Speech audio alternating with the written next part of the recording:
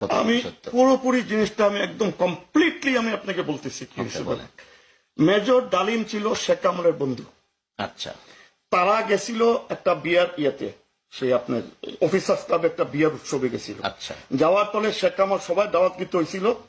ওখানে গিয়ে তার মেজর ডালিমের বউর উপরে তার নজর গেছিল, কুদৃষ্টি গেছিল। সে তো কুলোক ছিল, কুদৃষ্টি যাবে না। সুলতানাকে সে বিয়ে করছিল ঢাকা ইউনিভার্সিটি অ্যাথলেট, জোর করে বিয়ে করছিল, জোর করে। আচ্ছা, তো ওখান থেকে বুঝছেন তাকে উঠাই নিয়ে যায় তার ওয়াকে।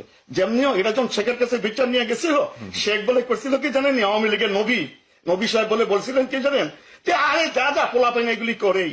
আচ্ছা, কুত্তার মত মারছে তারে, কুত্তা যেমন মারে এর থেকে অদন্য মত করে মারছে।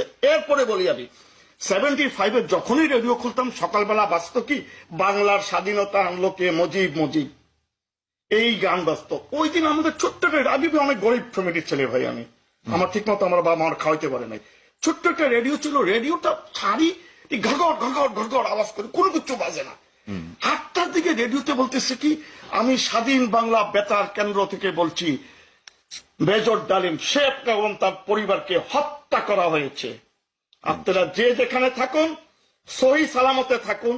আপনাদের যাদেরকে চাকরি থেকে বিচ্যুত করা হয়েছিল তারা আমাদের সাথে অতি শিগগির দেখা করেন, আপনাদের চাকরিকে আবার বহাল করা হবে।